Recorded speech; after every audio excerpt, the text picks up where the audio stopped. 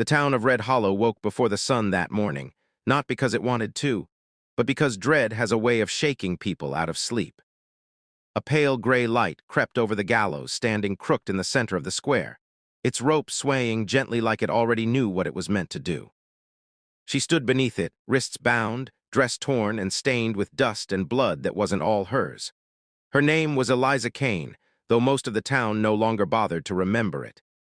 To them, she was a murderer, a witch, a temptation that had brought ruin.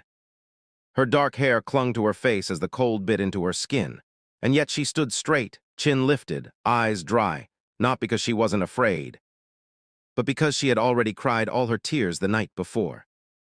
She had been promised death at dawn, and dawn was coming fast.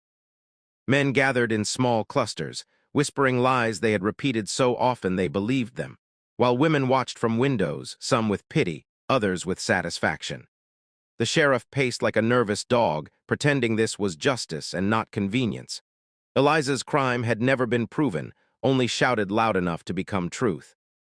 She had loved the wrong man, refused the wrong powerful offer, and known too much about a robbery that left 3 men dead. That was enough in Red Hollow. As the sky lightened, memories flooded her mind. Her mother's voice, the smell of rain on prairie grass, the promise she once made herself that she would not die quietly or begging. Still, when the rope was lifted and tested, her heart betrayed her, hammering so hard she thought it might tear free. The preacher stepped forward, mumbling words that sounded hollow even to him, and Eliza stared past him, past the crowd, to the empty road leading into town. It was foolish, she knew, but some small, stubborn part of her had been watching that road since midnight, waiting for something she could not name. Then the sound came, slow at first, almost imagined, the rhythmic thunder of hooves cutting through the early silence. Heads turned, the sheriff stiffened. From the dust at the far end of the road emerged a lone rider, silhouetted against the rising sun. He rode without hurry, as if time itself bent out of his way. Even before his face could be seen, fear rippled through the crowd, quiet and sharp. They knew that posture, that stillness. That was not the ride of an ordinary man. As he drew closer, whispers broke into gasps. Black coat, weathered hat, a gun belt worn smooth by years of use. This was Cole Blackwood, the most feared gunslinger west of the Divide, a man whose name was spoken softly, if at all. Stories followed him like shadows. Towns emptied before he arrived, men buried after he left. Cole reined in his horse just short of the gallows and looked up, his eyes locking onto Eliza as if the rest of the world had vanished. For a moment, no one breathed. Then he dismounted, boots hitting the dirt with finality, and spoke in a calm, even voice across the square. "You're not hanging her." The sheriff swallowed hard, forcing a laugh that fooled no one. "This here's lawful business, Blackwood. Doesn't concern." Cole stepped closer, his hand resting casually near his gun, not threatening, just ready. "She concerns me." Murmurs erupted. Eliza's breath caught. She had never seen this man before, she was certain of it. Yet something in his gaze felt terrifyingly familiar, like a door she had once closed now being forced open. The sheriff protested, citing charges, witnesses, righteous anger, but Cole listened with the patience of a predator. When the speech ended, he tilted his head slightly and said the words that shattered the morning. "She's my bride." Silence fell so hard it hurt. Eliza's eyes widened, her heart lurching between confusion and a fragile, dangerous hope. The sheriff barked a laugh. "You're what?" Cole didn't raise his voice. He didn't need to. "My bride. Taken unlawfully, and I've come to take her home." Guns were drawn, slowly, nervously, by men who already knew they had made a mistake. Cole's gaze never left Eliza. In that moment, she saw something there she hadn't expected. Not possession, not cruelty, but a fierce, burning certainty, as if he would tear the world apart before letting it take her. The preacher backed away. The rope slipped from numb fingers.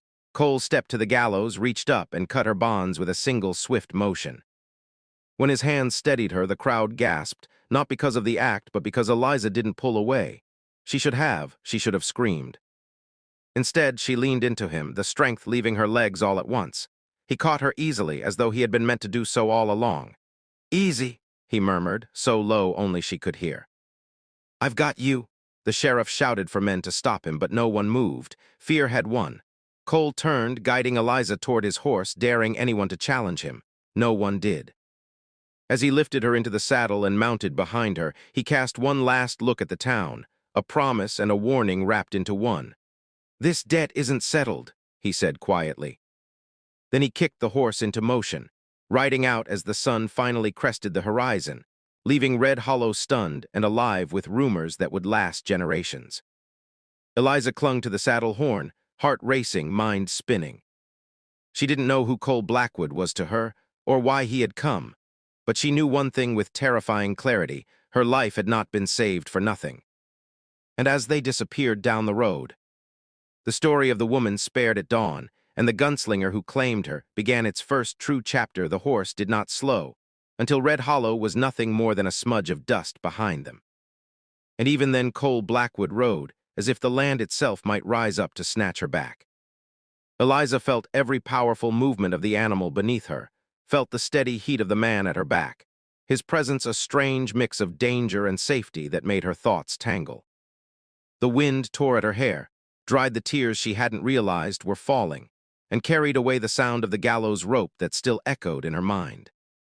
When they finally stopped near a stand of cottonwoods by a narrow creek, Cole swung down first, then lifted her from the saddle with hands that were firm but careful. As if she were something fragile, he had no intention of breaking. For a moment they simply stood there, the world suddenly too quiet, and Eliza found her voice at last, thin and shaking but real. She demanded to know who he was to her, why he had lied so boldly, why he had risked his life for a woman he claimed not to know. Cole studied her as if measuring the truth against old ghosts, then told her that the lie was only half a lie. Years ago, before the scars and the fearsome reputation, before he became the man towns trembled at, he had loved her sister, Margaret, and had promised to protect their family if ever the world turned cruel. Margaret had died during a raid meant for him, and Cole had carried that guilt like a brand on his soul. When he heard whispers of a woman in Red Hollow being condemned on borrowed sins, he rode without stopping, driven by a vow he never believed he would get to keep. Eliza listened, anger and sorrow colliding inside her, until she realized something deeper beneath his words. He hadn't just saved her out of duty. He had done it because letting her die would have destroyed what little humanity he had left. Before she could speak again, riders appeared on the ridge, silhouettes sharp against the sun, the sheriff's men foolish enough to chase the legend they should have feared. The gunfight that followed was fast and brutal, dust and thunder and shouted curses filling the air. But Cole moved with a deadly calm that left no doubt as to why his name carried such weight. Eliza, hiding behind the creek bank, saw the truth of him then. Not a monster, but a man forged by loss and violence, doing what he must to survive. When the last rider fled, Cole knelt before her, blood on his sleeve, and said the words that sealed her fate more surely than any rope ever could. The claim he made in Red Hollow would protect her only if she chose it too. She could leave, vanish into the vastness of the West, or she could ride with him, take his name, and stand beside him against a world that had already tried to kill her. Eliza looked back toward the road, toward the life that had condemned her, and felt no pull to return. She chose him, not out of fear, but out of defiance, hope, and a growing, undeniable connection. Months later, they returned to Red Hollow together, not as fugitives, but as a warning. The truth of the robbery surfaced, the real killers exposed, and the town that once gathered to watch her die now watched in silence as she passed, alive and unbroken. Her hand resting calmly in Cole's. They rode on after that, building a life on the edges of civilization, where danger still lurked, but so did love, trust, and hard-won peace. Eliza learned to shoot, to ride, to laugh again, and Cole learned that redemption did not come from fear, but from choosing to protect rather than destroy. And so the woman who was meant to be hanged at dawn became the bride of the most feared gunslinger in the West, not claimed by force, but bound by choice. If this ending moved you, the road beyond Red Hollow stretched wide and uncertain, but Eliza no longer feared it. Chapter 3 of her life began not with gunfire or a noose, but with silence, the uneasy kind that follows survival, when the body is safe but the soul is still learning how to breathe. Weeks passed as she rode beside Cole Blackwood through border towns and open plains, places where his name opened doors as quickly as it closed mouths. Some nights they slept beneath the stars, the fire crackling low, the distance between them filled with unspoken questions. Eliza watched him when he thought she slept, the way his hand never strayed far from his gun, the way his eyes scanned the dark like it was an old enemy. She began to understand that fear had shaped him just as cruelty had shaped her. Yet slowly, moments of gentleness slipped through the cracks. He showed her how to hold a pistol steady, how to read the land for water, how to trust her instincts when the world tried to drown them out. In one small town, a drunk recognized her from Red Hollow and spat her name like a curse. Before Cole could move, Eliza faced the man herself, voice calm, eyes unflinching, and told him she was no one's victim anymore. The silence that followed felt like victory. But the past was not finished with them. One night, as storm clouds rolled heavy and low, Cole finally spoke the truth he had been avoiding. The men responsible for Margaret's death were still alive, and one of them knew Eliza had survived. Danger wasn't chasing them by chance, it was hunting them with purpose. Eliza felt fear rise again, but this time it did not paralyze her. She chose to stand. When the ambush came at dawn, thunder and gunfire colliding, Eliza fired her weapon not as a desperate girl, but as a woman defending her future. The battle was short, brutal, and final. When it ended, Cole sank to his knees, not wounded in body, but shaken by the realization that he no longer carried his burdens alone. In the quiet after, he took Eliza's hands and asked her, truly asked, if she still wished to be his bride, not as protection, not as a shield, but as a partner. Eliza answered by pulling him close, sealing her choice not with words, but with a kiss that tasted of rain, smoke, and freedom.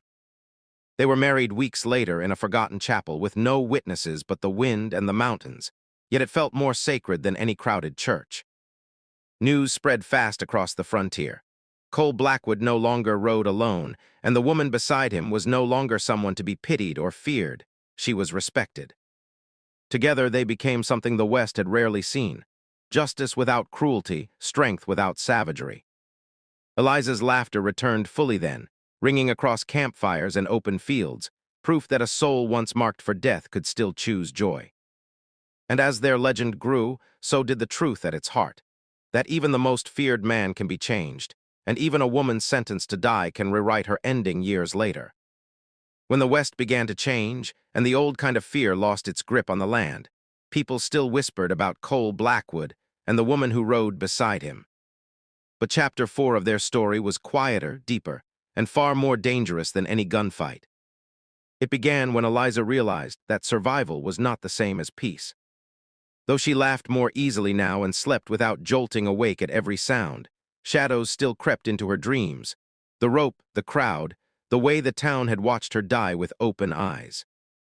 Cole saw it in the way she sometimes went still, her gaze fixed on nothing, and it frightened him more than any armed enemy ever had. He had spent his life fighting threats he could see, but this was something else entirely. So when word reached them that Red Hollow was trying to reinvent itself, eager to bury its past and claim respectability, Eliza made a choice that surprised even herself. She wanted to go back. Not for justice this time, but for closure. Cole argued at first, not out of control but out of love, knowing too well how cruelty could disguise itself as repentance. Yet when he saw the resolve in her eyes, he understood that this was a battle only she could fight. They returned not as legends or executioners, but as equals, riding into town under a new sun that revealed weathered buildings and faces marked by regret. Some townsfolk looked away in shame, others stared openly, unsure whether to fear or apologize. Eliza dismounted alone and walked to the square where the gallows once stood, now dismantled, its absence louder than its presence ever had been. She spoke then, not with anger, but with clarity, telling them what it had felt like to stand condemned without proof, to be stripped of name and worth by cowardice dressed as law. Her voice did not tremble, and that terrified them more than shouting ever could. One by one, truths spilled out, confessions, quiet admissions, names spoken at last. The town changed that day, not because it was forgiven, but because it was forced to remember. When they left Red Hollow again, Eliza felt lighter, as if a chain she hadn't known she was still dragging had finally fallen away. In the years that followed, she and Cole built something lasting, a homestead on open land where travelers found refuge, where disputes were settled with fairness. where children learned that strength did not have to come from fear. Cole's guns stayed close, but they were drawn less and less, and when people spoke his name now, it carried a different weight. Eliza became the heart of that place, a woman who had stared death in the face and chosen life loudly, deliberately, without apology. On quiet evenings, as the sun bled into the horizon, Cole would watch her move through their home and marvel at how fate had almost stolen this future from them both. She, in turn, would rest her head against his chest, listening to the steady proof that survival could turn into love, and love into legacy. Their story was no longer about the gallows or the gunslinger alone. It was about what comes after mercy, after courage, after a choice made at dawn that refuses to fade.